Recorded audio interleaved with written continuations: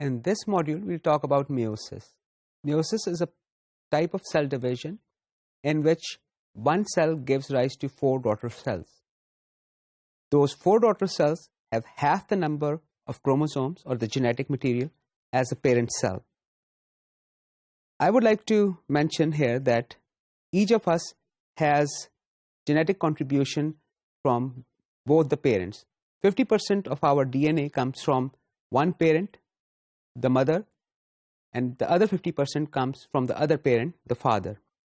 The chromosomes are in pairs, so we have 23 chromosomes. We have 23 pairs of chromosomes, or in total 46 chromosomes.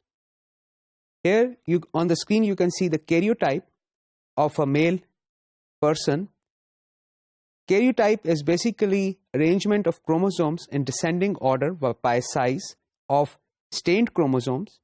Here you can see that there are 2 chromosomes 1, 2 chromosomes 2, 2 chromosome 3s, and so on and so forth.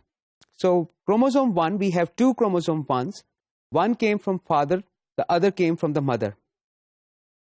If we have 2 chromosomes from 2 different pairs, from 2 different parents, it also implies that during the formation of the embryo or the fertilized egg, the cells that produce that fertilized egg or the embryo, the number of chromosomes in those special cells or the gamete cells, sperm or the egg, was also half. So how do we reduce the number of genetic material, the number of chromosomes or the genetic material in half? The trick is basically the DNA divide only once, whereas the cell divides 2 times. So in this process, we end up with products which have half the amount of DNA as compared to the parent. Let's look at the process. Meiosis 1 has a very long prophase. Prophase can be categorized into 3 different stages. Early prophase 1, it begins when the chromatin begins to condense after the interphase. The chromatin that is condensing has already divided. The chromatin has divided during the S phase, which is part of the interphase. Also, in early prophase 1, the centrosomes have also divided and they are moving towards the opposite end of the cell.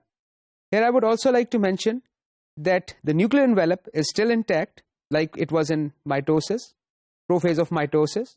The chromosomes in mid-prophase, we will be able to, although in early prophase 1, we cannot see the chromosomes as discrete structures.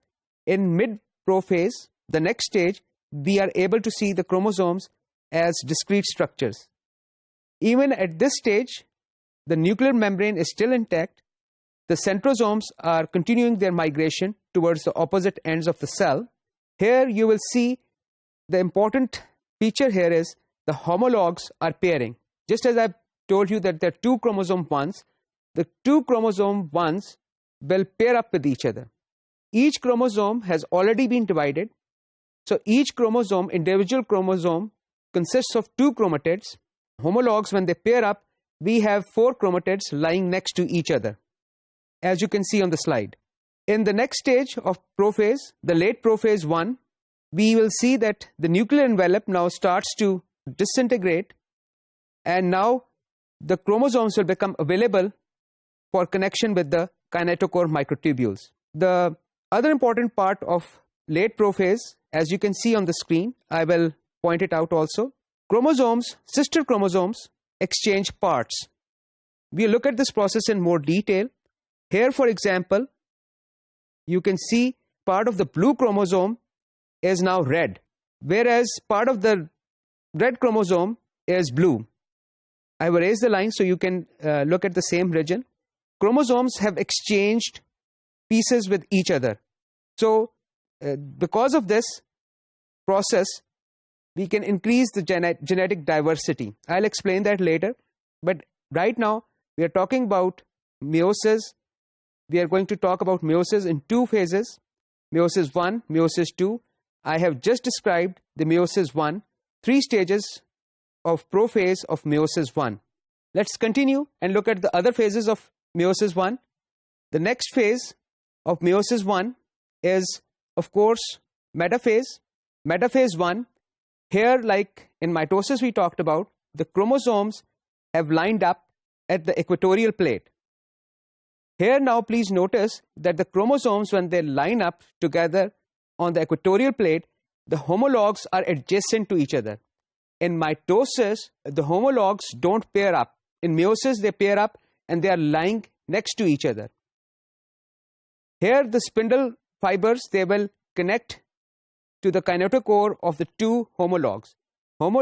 Each homolog is going to go to the opposite end of the spindles. One chromosome 1 will go to one side of the cell, the other chromosome 1 will go to the other side of the cell. So the homologs are now separated in anaphase. Also, please notice that during the prophase of meiosis 1, these chromosomes also exchange different parts of each other. This process gives genetic diversity. Anaphase, as we have talked about in mitosis, similarly here, starts when chromosomes, in this case, in mitosis, the sister chromatids were splitting apart from a single chromosome. Here, in anaphase of meiosis 1, the homologs are splitting up and they're going to the opposite end of the poles. Telophase follows anaphase 1. In telophase, the nuclear envelope starts to reform. The chromosomes start to become decondensed. They start to loosen up and lose their shape. As I told you, that there is a exchange of pieces, little fragments between the homologous chromosomes. Let's look at this process in a little more detail. Here you can see the two chromosomes, red and blue. Think of them as chromosome 1, like the one we saw in our karyotype, chromosome 1 cell from a human cell. So both the red and blue are chromosome 1s. They're homologous chromosomes. They are not identical, but they contain similar genetic information. So when these two chromosomes pair up, homologous chromosomes pair up, there's a process through which these two chromosomes can exchange pieces with each other. When this occurs, a point in the chromosome is created where two chromosomes are crossing each other. This is basically, you can see that under the electron microscope also. This is basically called the crossover point, and this results in two chromosomes which have now exchanged parts and they are no longer in their original condition or the parental condition. Next we will talk about meiosis 2. We'll continue with this process. We will talk about meiosis 2.